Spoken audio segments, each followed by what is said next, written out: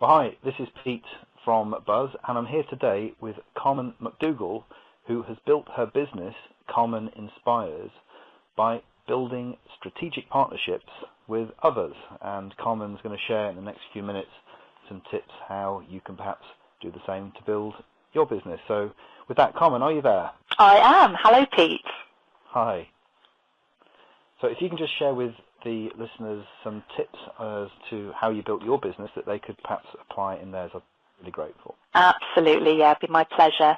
Well, first of all, I would just like to explain the benefits of having a strategic alliance and actually what a strategic alliance actually is, or partnership. It's all of the same thing.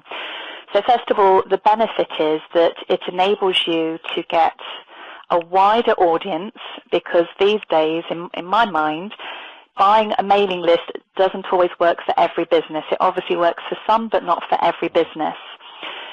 It also means that there's an element of relationship building that has already taken place.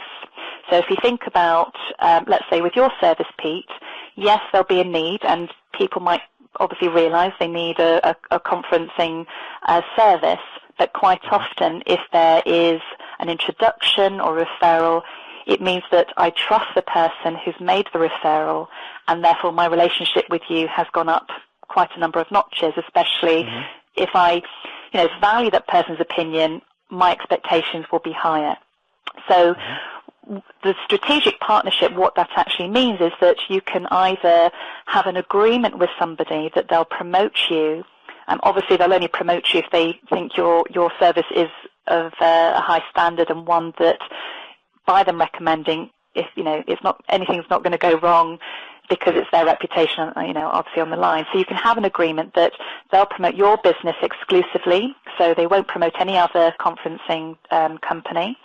And wherever they can, when they're doing their social media or any marketing activity, they'll have something, based on your business within that material. So it might be a blog post, some tweets, something on LinkedIn. And sometimes as part of a strategic partnership, it means that someone might earn an affiliate fee, which means it's like a commission. So you would provide a particular software link, which means that when I'm promoting your business, your software recognizes it's coming from me, and when someone becomes a client, I'll earn a small commission.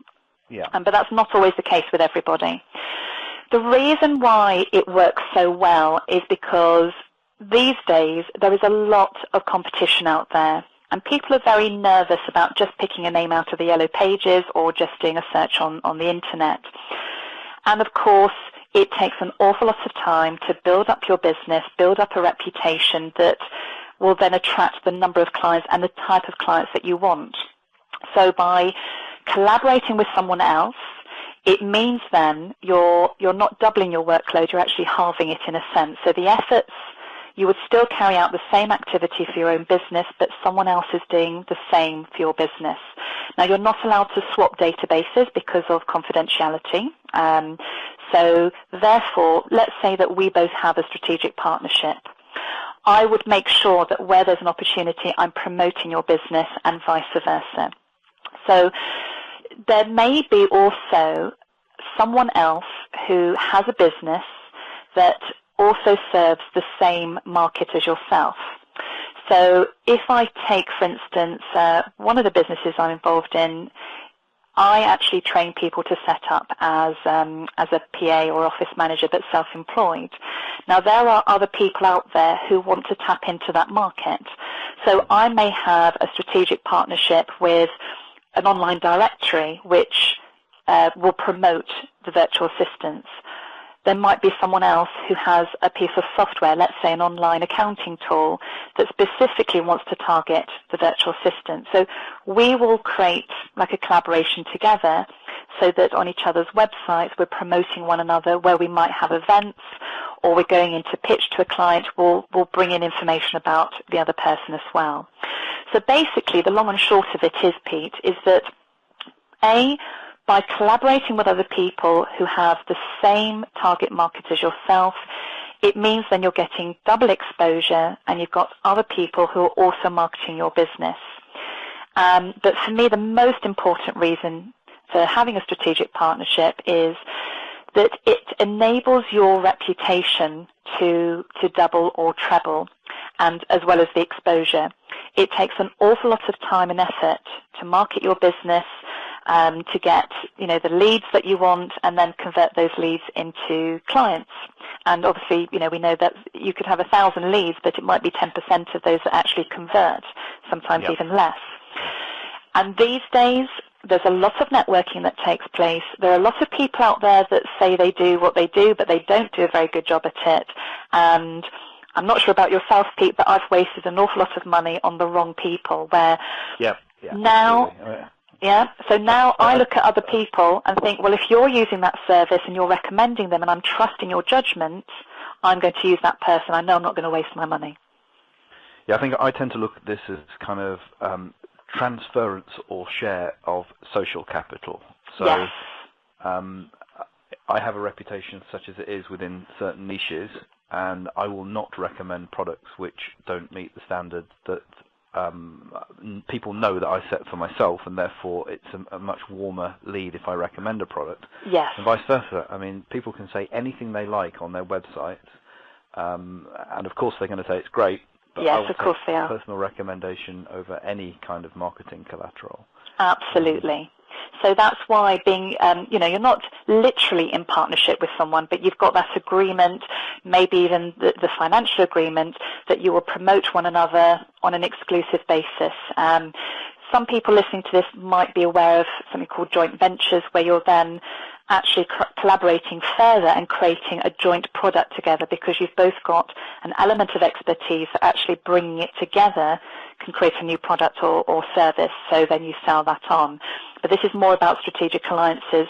And of course, for anyone that is looking for creative marketing ideas that is going to bring in faster results, I have to say that this is one of those systems.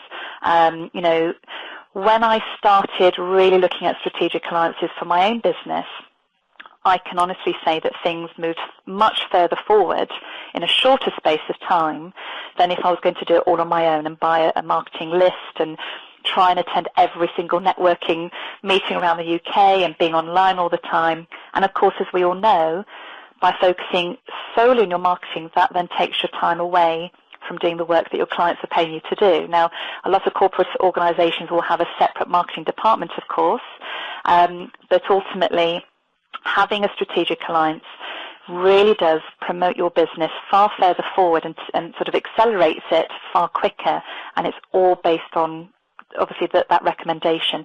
But what people have to be very, very careful of, that they're not stepping into any strategic alliances unless they've done their homework on that business, because ultimately is their reputation on the line. Yeah, you can blow a reputation by making a recommendation, sometimes with your heart in the right place, that you want to help someone, but then if they let you down, you've blown it, and they don't benefit anyway. So absolutely. I definitely agree. Well, this is a huge topic, and we could talk literally for hours on this. We could. But we don't have hours. We like to try and keep it as snappy as we can on these calls. But if people want to find out more, is there a way that they can contact you, Carmen? I mean, clearly they can call us, and we'll put people in touch. But is there an email address or a website they can visit? Yes, well, they although it's not directly related to the topic, but I'm happy to speak to anybody about this if they want to understand more. My website is www.carmeninspires, that's plural.com, and Carmen like the opera. So I'm more than happy to speak to people. My email is carmen@carmeninspires.com. Okay, that's perfect. I will put this below the video in the newsletter text, so people will be able to see the domain name. So lovely, thank you. With that comment, I think before I do get tempted to talk for hours on this, we should perhaps draw the call to a close. I'd like to thank you very much for sharing those insights, and I wholeheartedly endorse what you say. It's the way that we've built several businesses in the past, and more we're relying on this kind of mechanism ourselves. So thank you very much for your time. Well, thank you, Pete. Thank you.